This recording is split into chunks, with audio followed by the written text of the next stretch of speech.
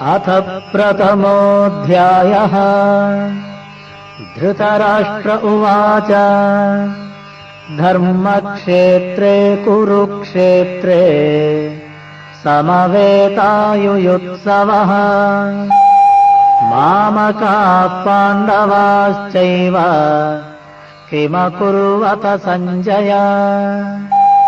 सञ्जय उवाच दृष्ट्वा तु पाण्डवानीकम् व्यूढम् दुर्योधनस्तदा आचार्यमुपसङ्गम्य राजा वचनमब्रवीत्।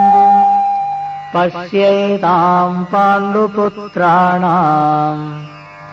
आचार्यमहतीञ्चमो व्यूढाम् द्रुपदपुत्रेण तव शिष्येण धीमता। अत्र शूरा महेश्वासा भीमार्जुनसमायुधि युयुधानो विराटश्च द्रुपदश्च महारथः धृष्टकेतुश्चेकितानः काशीराजश्च वीर्यवान् पुरुजित्कुन्तिभोजश्च शैब्यश्च नरपुङ्गवः युधामन्युश्च विक्रान्तः उत्तमौजाश्च वीर्यवान् सौभद्रो द्रौपदेयाश्च सर्व एव महारथाः। अस्माकम् तु विशिष्टाये तान्निबोध द्विजोत्तमा। नायका मम सैन्यस्य संज्ञार्थम् तान् ब्रवीमि ते। भवान् भीष्मश्च कर्णश्च कृपश्च समितिञ्जयः अश्वत्थामा विकर्णश्च सौमदत्तिस्तथैव च अन्ये च बहवः शूराः मदर्थे त्यक्तजीविताः नानाशस्त्रप्रहरणाः सर्वे युद्धविशारदाः। अपर्याप्तम् तदस्माकम् बलम् भीष्माभिरक्षितम् पर्याप्तम् त्विदमेतेषाम् बलम् भीमाभिरक्षितम्। अयनेषु च सर्वेषु यथाभागमवस्थिताः भीष्ममेवाभिरक्षन्तु भवन्तः सर्व एव हि। तस्य सञ्जनयन् हर्षम् कुरु वृद्धः पितामहः सिंहनादम् विनद्योच्चैः शङ्खम् दद्मौ प्रतापवान्। ततः शङ्खाश्च भैर्यश्च पणवानकगोमुखाः सहसैवाभ्यहन्यन्त सशब्दस्तु मुलोऽभवत्। ततः श्वेतैर्हयैर्युक्ते महति स्यन्दने स्थितौ माधवः पाण्डवश्चैव दिव्यौ शङ्खौ प्रदध्मतुः। पाञ्चजन्यम् हृषीकेशः देवदत्तम् धनञ्जयः पौण्ड्रम् दद्मौ महाशङ्खम् भीमकर्मा वृकोदरः। अनन्तविजयम् राजा कुन्तीपुत्रो युधिष्ठिरः नकुलः सहदेवश्च सुघोषमणिपुष्पकौ काश्यश्च परमेश्वासः शिखण्डे च महारथः धृष्टद्युम्नो विराटश्च सात्यकिश्चापराजितः द्रुपदो द्रौपदेयाश्च सर्वशः पृथिवीपते सौभद्रश्च महाबाहुः शङ्खान् दद्मुः पृथक् पृथक् सघोषो धार्तराष्ट्राणाम् हृदयानि व्यदारयत् नभश्च पृथिवीम् चैव तुमुलो व्यनुनादयन् अथ व्यवस्थितान् दृष्ट्वा धार्तराष्ट्रान् कपिध्वजः प्रवृत्ते शस्त्रसम्पाते धनुरुद्यम्य पाण्डवः हृषीकेशम् तदा वाक्यम् इदमाह महीपते अर्जुन उवाच सेनयोरुभयोर्मध्ये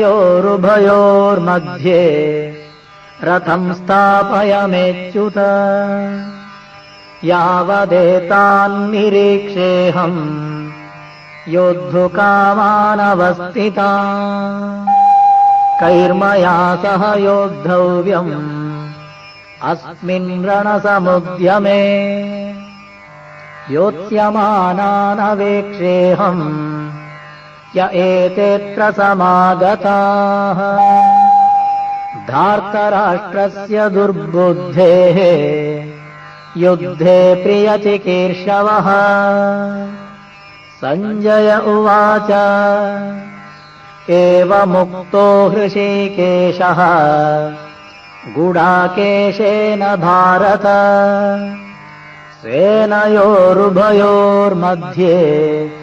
स्थापयित्वा रथोत्तमम् भीष्मद्रोणप्रमुखतः सर्वेषाम् च महीक्षिताम् उवाच पार्थ पश्येतान् समवेतान् कुरूनिति तत्र पश्यत् स्थितान् पार्थः पितॄनथ पितामहान् आचार्यान् मातुलान् भ्रातॄन् पुत्रान् पौत्रान् सखींस्तथा श्वशुरान् सुहृदश्चैव सेनयोरुभयोरपि तान् समीक्ष्य स कौन्तेयः सर्वान् बन्धूनवस्थितान् कृपया परयाविष्टः विषीदन्निदमब्रवीत् अर्जुन उवाच दृष्ट्वेमं स्वजनं कृष्ण युयुत्सुं समुपस्थितम् सीदन्ति मम गात्राणि मुखं च परिशुष्यति वेपथुश्च शरीरे मे रोमहर्षश्च जायते गाण्डीवं स्रंसते हस्तात् त्वच्चैव परिदह्यते न च शक्नोम्यवस्थातुम् भ्रमतीव च मे मनः निमित्तानि च पश्यामि विपरीतानि केशव न च श्रेयोनुपश्यामि हत्वा स्वजनमाहवे न काङ्क्षे विजयम् कृष्ण न च राज्यम् सुखानि च किं नो राज्येन गोविन्द किं भोगैर्जीवितेन वा येषामर्थे काङ्क्षितं नः राज्यम् भोगसुखानि च तैमावस्थिता युद्धे प्राणान् त्यक्त्वा धनानि च आचार्याः पितरः पुत्राः तथैव च पितामहाः मातुलाश्वशुराः पौत्राः श्यालासम्बन्धिनस्तदा एतान्न हन्तुमिच्छामि घ्नतोऽपि मधुसूदन अपि त्रैलोक्यराज्यस्य हेतोः किं नु महि कृते निहत्यदार्थराष्ट्रान्नः का प्रीतिः स्याज्जनार्दन पापमेवाश्रयेदस्माद् हत्वैतानाततायिनः तस्मान्नर्हा वयम् हन्तुम् धार्तराष्ट्रान् स्वबान्धवान् स्वजनम् हि कथम् हत्वा सुखिनः स्याम माधव यद्यप्येतेन पश्यन्ति लोभोपहतचेतसः कुलक्षयकृतम् दोषम् मित्रद्रोहे च पातकम् कथम् न ज्ञेयमस्माभिः पापादस्मान्निवर्तितुम् कुलक्षयकृतम् दोषम् प्रपश्यद्भिर्जनार्दन कुलक्षये प्रणश्यन्ति कुलधर्मा सनातनाः धर्मे नष्टे कुलम् कृत्स्नम् अधर्मोऽभिभवत्युत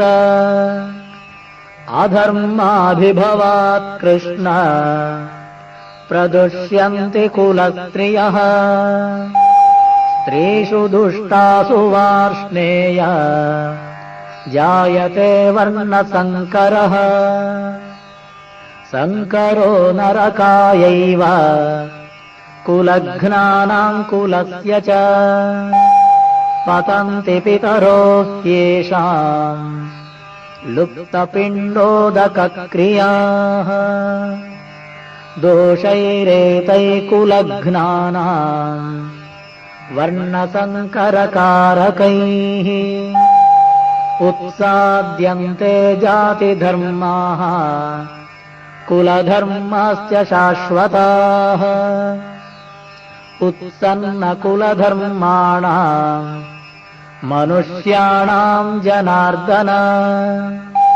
नरके नियतम् वासः भवतीत्यनुशुश्रुमा अहो बत महत्पापम् कर्तुम् व्यवसिता वयम् यद्राज्यसुखलोभेन हन्तुम् स्वजनमुद्यताः यदि मामप्रतीकारम् अशस्त्रम् शस्त्रपाणयः धार्तराष्ट्ररणे हन्युः तन्मे क्षेमतरम् भवेत् सञ्जय उवाच एवमुक्त्वार्जुनः सङ्ख्ये रथोपस्थ उपाविशत् विसृज्य सशरम् चापम् शोकसंविघ्नमानसः ॐ तत्सदिति श्रीमद्भगवद्गीतासु उपनिषत्सु ब्रह्मविद्यायाम् योगशास्त्रे श्रीकृष्णार्जुनसंवादे अर्जुनविषादयोगो नाम प्रथमोऽध्यायः।